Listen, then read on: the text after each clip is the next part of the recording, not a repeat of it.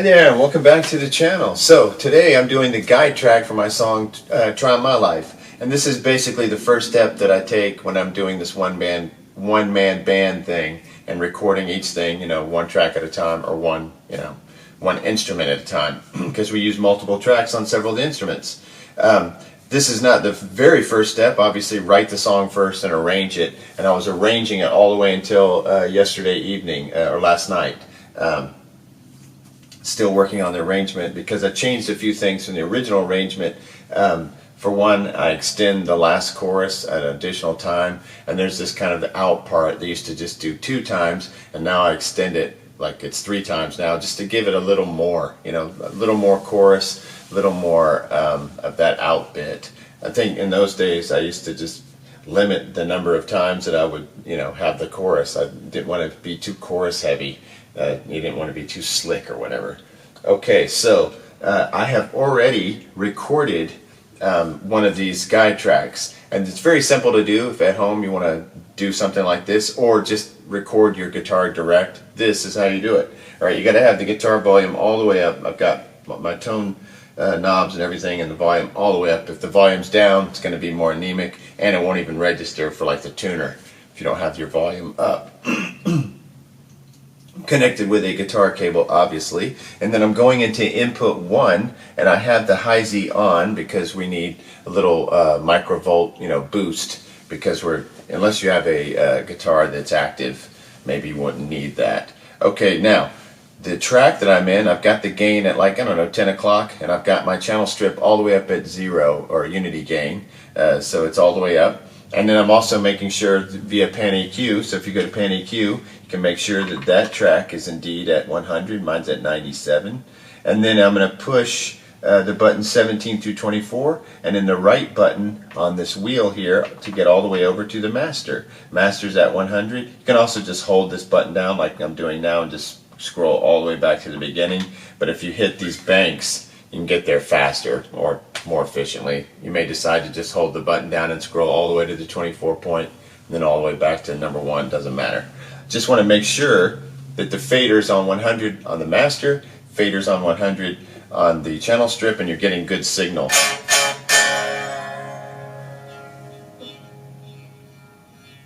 I'm actually getting a lot of signal. Okay, so next you go to Effect.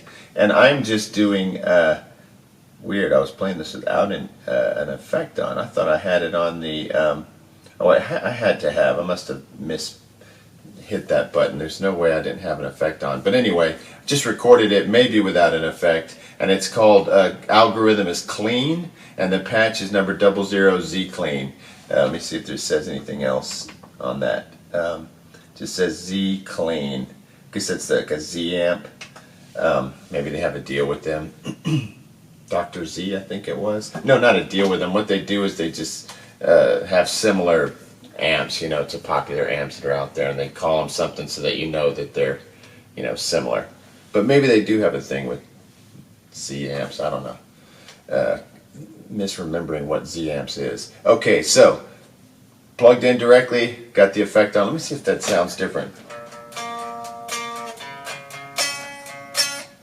compared to what I have recorded. No, I had the effects on because it sounds exactly the same. Alright, so I've recorded a usable guide track. I just sat here and did it, and the metronome is important. The song's tempo is 111, and that's important. I don't run the noise, the click, it just bugs me too much, but I'm staring at the light the entire time, you'll see. Now, I have a good take already, and I could use that take, and I probably will. But I wanted to just see if I could better it on camera. If I can't, I'm just going to move on because this take is fine. But what I want to do is when I did the take, or when you do any kind of recording on the Zoom, it'll say undo if you want to undo, and then redo if you want to redo, right? Alright, so I'm not going to undo, obviously. I'm just going to do another take. If I want to undo that take to reveal this take again, then I hit undo. So you have to be sort of careful, because you can lose the take that you might want to keep if you're not thinking ahead and just paying attention. Alright, so here we go. This is kind of tricky to do. I'm going to do the click offs, the drum, the stick clicks by just going. at the beginning. Alright, here we go. This is a big pain, so if it doesn't work out well, it doesn't matter. Like I said, I've already got it recorded and we'll just play it back. Alright, here we are. And I've got the whammy bar in my hand the whole time, so it's, you know, makes things interesting. Not the whole time, but for the verses.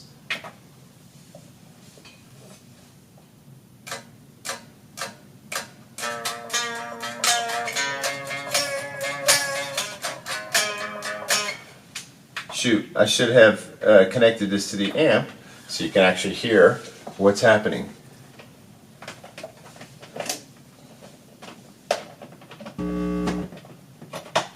Okay, and I did the undo on that because we don't want to keep that or lose what we already recorded.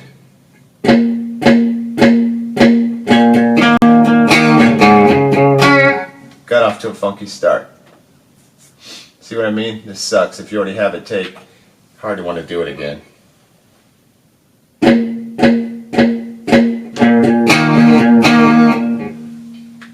Keep hitting the wrong thing.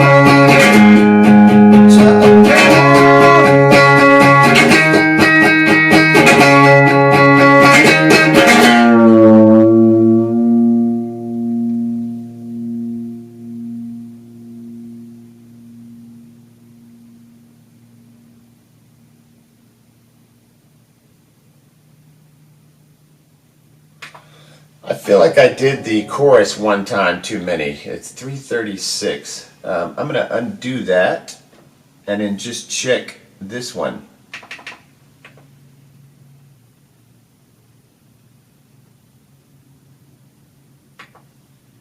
Yeah, maybe, no, it seems like it ended at the same place, but the first one is superior, so I don't see any reason to do that anymore.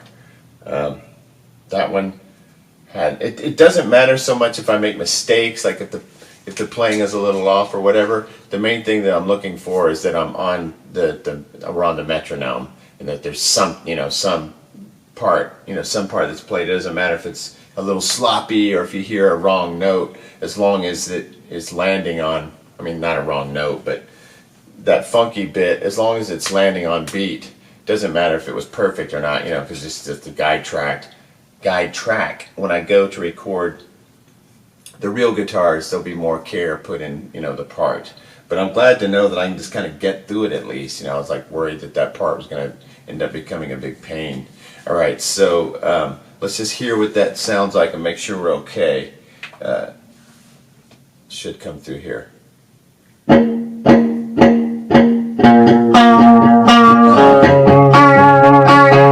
First time as an intro. Starts here.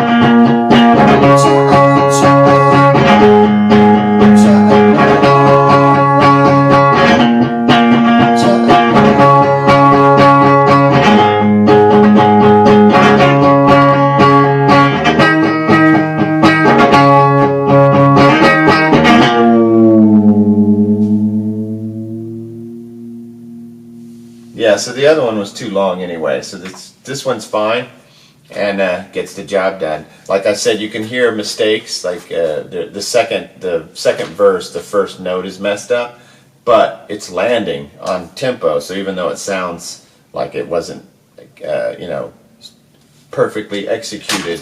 It's on beat, so it'll be fine. So now you can see the next step. Get the headphones on, go back there and start playing drums to this. I've got a part already pretty much worked out that I've been able to just sort of, I haven't really played it yet, but I've got it in my mind what to do. And be nothing like the original drums, which are way better than anything I'd ever dream of doing. But it's just a way to, you know, get the song across.